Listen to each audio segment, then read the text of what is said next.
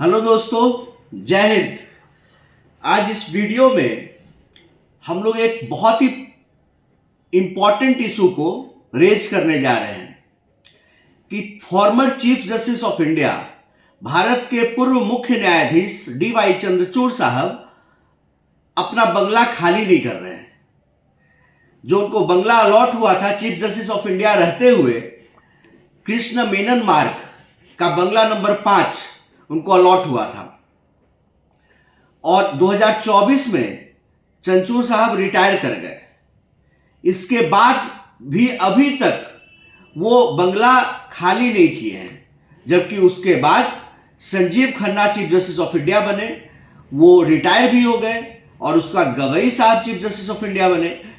तो अभी इस मुद्दे को समझते हैं कि इसके लीगल पहलू क्या हैं और चंद्रचूड़ साहब कब तक उस बंगले में रह सकते थे रिटायरमेंट के बाद भी, और चंद्रचूड़ साहब क्यों खाली नहीं कर रहे, उन्होंने रीजन क्या दिया। उन्होंने अभी कुछ दिनों पहले रीजन दिया कि मैं क्यों खाली नहीं कर पा रहा हूं। तो इन सारे मुद्दों को लेकर के बात करेंगे इस वीडियो में।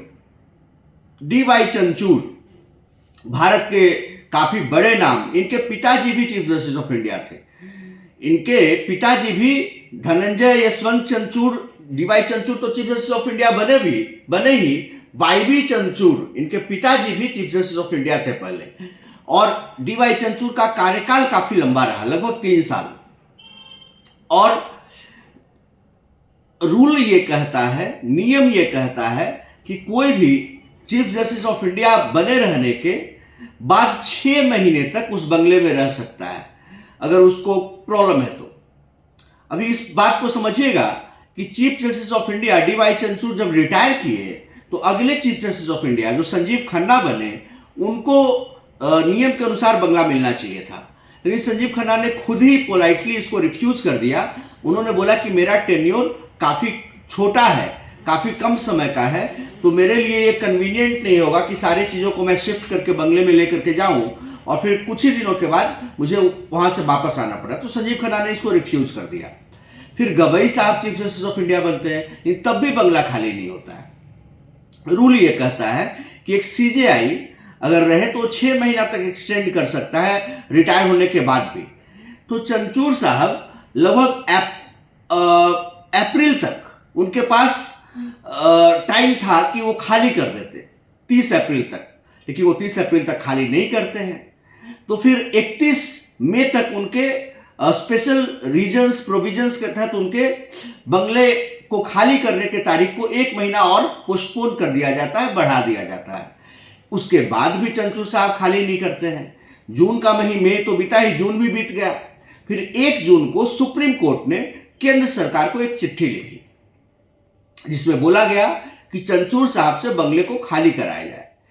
सीजेआई, जो कि फॉर्मर सीजेआई रहे चंद्रचूड़ साहब, उन्होंने बंगले को अभी तक खाली नहीं किया है, जबकि काफी प्रोलॉन्ग्ड पीरियड हो गया उनको रिटायर हुए। उसके बाद 2 सीजेआई बन चुके।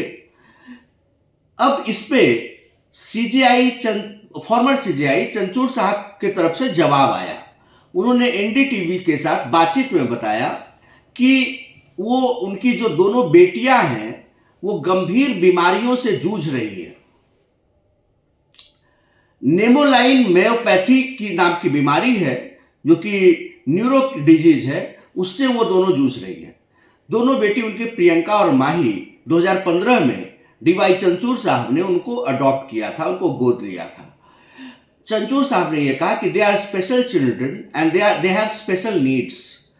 उनके लिए उस बंगले में, जिसमें कृष्ण मेनन के बंगला नंबर 5, जो कि एज ए सीजेआई जब वो उसमें शिफ्ट किए थे, तो उसमें इन दोनों बच्चियों के बीमारी के कारण बंगला को कस्टमाइज कराया गया था।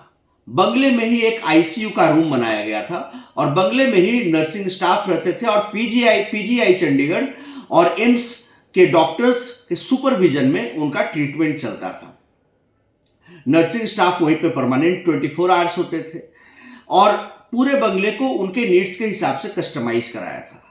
और अभी उनको इस तरह का बंगला कहीं मिला नहीं, तो उन्होंने बोला कि इस कारण से मैंने खाली अभी तक नहीं किया। अभी जैसा कि बात चल रहा है कि चंद्रचूड़ साहब ने बोला कि we have packed everything and we are ready to go. 10 और ज़्यादा से ज़्यादा 2 हफ्ते का वक्त लग सकता है। मैं सारा सामान को पैक कर लिया हूँ और ट्रक में बस लोड करने की देरी है और हम लोग शिफ्ट कर जाएंगे। अभी उनके घर में चंचूर साहब खुद तो है ही हैं, कल्पना दास जो कि उनकी बीवी हैं, और प्रियंका और माही उनकी 2 बच्चियां हैं, जो कि ये 4 लोग उस घर में अभी रह रहे हैं। 3 मूर्ति मार्ग के पास एक बंगले को देखा गया है और वहां पर चंचूर साहब शिफ्ट करेंगे।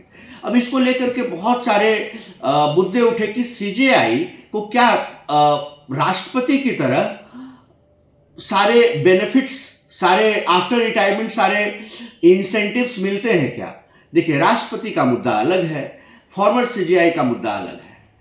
बात को समझिएगा।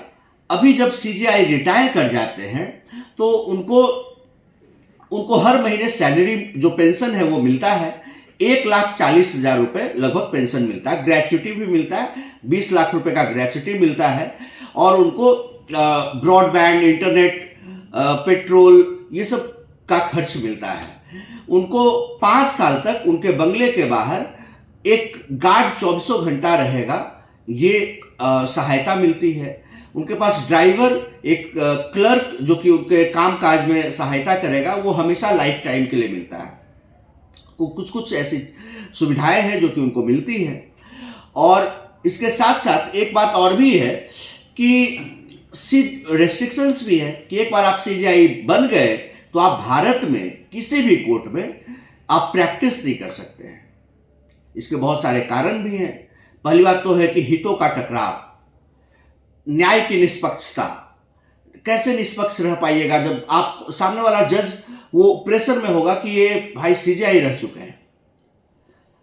बहुत बार आपके हितों का टकराव हो जाता है, बहुत बार गोपनीयता वाली चीजें होती है। जब आप सीजेआई बनते हैं तो आपके पास बहुत सारे ऐसे इंफॉर्मेशन होते हैं जो कि सिर्फ आप ही के पास होते हैं, जो कि बड़े ही हाई लेवल के इंफॉर्मेशन होते हैं। तो ये सारी चीज़ों को देख करके सीजेआई को रेस्ट्रिक्ट किया जाता है कि आप कहीं भी प्रैक्टिस, भारत के किसी भी न्यायालय में आप प्रैक्टिस नहीं कर सकते हैं। और इस मामले में चंचूर साहब ने जो अपना स्टैंड बताया वो मैंने आपको बता दिया। लेकिन आप याद रखिए, ये सिर्फ चंचूर साहब की बात नहीं है। भारत में बंगले में कब्जा करके रहने की जो परंपरा है ये काफ़ी लंबे समय से चली आ रही है। बड़े बड़े लोगों को जब बंगला अलॉट हो जाता है तो खाली ही नहीं करते। वो खाली करते वक्त उनको बहुत सारे प्रॉब्लम्स होने लगते हैं। आप याद करिए कि कुछ महीने पहले, कुछ साल पहले रामविलास पासवान का जब बंगला खाली कराया गया था तो चिराग पासवान ने भी काफ़ी हंगामा किया था। उसके पहले चौधरी चरण सिंह का, जो पूर्व प्रधानमंत्री रहे, उनका बंगला खाली कराया गया था तो उस समय भी हंगामा हुआ था। उस समय अजीत सिंह ने काफ़ी हंगामा किया था। किसान लोगों का मार्च हो गया उस समय पश्चिमी उत्तर प्रदेश से दिल्ली के लिए, तो उसमें भी काफ़ी हंगामा हुआ था। बड़े बड़े पत्रकारों को जब बंगला अलॉट हुआ वो खाली करने में प्रॉब्लम किए। तो ये कोई पहली और शायद से आखिरी मौका ये नहीं है।